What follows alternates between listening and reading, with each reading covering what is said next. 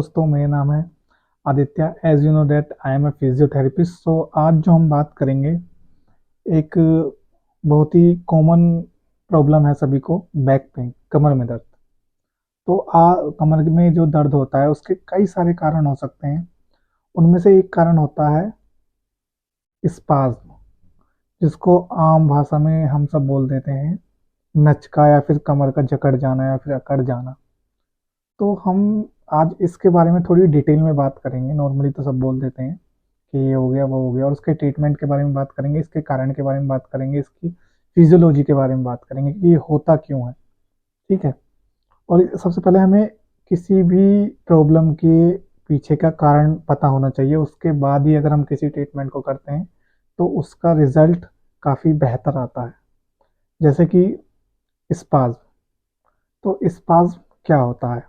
सबसे पहले स्पाज्म को समझने के लिए ये समझेंगे, जब हमारी मसल में कोई भी प्रेशर आ रहा हो, या फिर स्ट्रेस आ रहा हो, या फिर ओवरलोड आ रहा हो।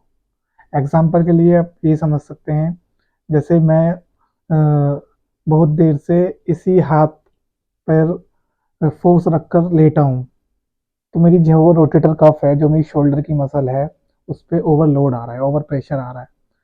तो जितनी उसकी कैपेसिटी है जब तक वो सहन कर पाएगी। अदरवाइज उसके बाद जब वो ओवर हो जाएगा तब हमारी मसल को लगेगा कि अब मेरे बस की नहीं है, मैं नहीं सहन कर सकती जो तुमने लोड दे रखा है मेरे ऊपर, या फिर आपकी मसल वीक है ना। तो होता क्या है, उस टाइम पे हमारी बॉडी का एक रिस्पॉन्स होता है, इनवॉलेंट्री मूवमेंट, मतलब कि जो मूवमेंट अपने आप, मतलब कि मसल स्पाज्म में चली जाती है, जिससे कि हमें कोई बड़ी इंजरी ना हो। जैसे कि बैक पेन।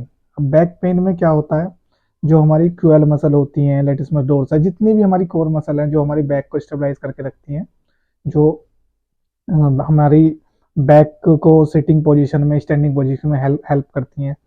तो वो जो उन मसल से ज़्यादा लोड आ रहा है, या फिर आप ओवर बेंडिंग कर रहे हो, या फिर आपकी मसल पहले से ही वीक है ना, या फिर आपकी मसल वीक है और आप उस पर बार बार बार बार ओवर स्ट्रेस आ रहा है, आप लॉन्ग पीरियड तक सिटिंग पोजीशन में हो, और या फिर आप कुछ ऐसा काम कर रहे हो जिसपे आपकी बैक पे लोड आ रहा है। कहने का मतलब ये है कि आपकी मसल पर ज़्यादा लोड आ रहा है, जिसकी वजह से आपको एक मूवमेंट होगा, इनवॉलेंट्री मूवमेंट, जिससे मसल आपकी सिकुड़ जाएंगी। और ये कोई गलत चीज़ नहीं है, ये भगवान ने जो भी बनाई है बहुत अच्छी चीज़ बनाई है। इसके होने से कोई भी प्राइमरी इंजरी नहीं होती, जैसे कि डिस्क बल्ज। अगर बार बार ओवरलोड आ रहा है तो काफ़ी हद तक चांसेस होता है कि आपको डिस्क बल्ज हो जाए। लेकिन उससे पहले ही आपकी बॉडी एक अलार्म दे देगी, जिसे हम बोलते हैं स्पाज्म। आपका नचका, जिसे आप बोल देते हो आम भाषा में, वो आ जाता है, इसे बोलते हैं स्पाज्म। तो अब स्पाज्म में होता क्या है, जो हमारी मसल होती हैं वो ऐसा अपने आप को कॉन्ट्रैक्ट कर लेती हैं, जिससे कि कोई आप मूवमेंट ना करो, आपको ये पता लग जाए कि हाँ भाई, अब मुझे काम नहीं करना है। तो ये तो हो गई आपकी कारण और फिजियोलॉजी, है ना, क्यों होता है।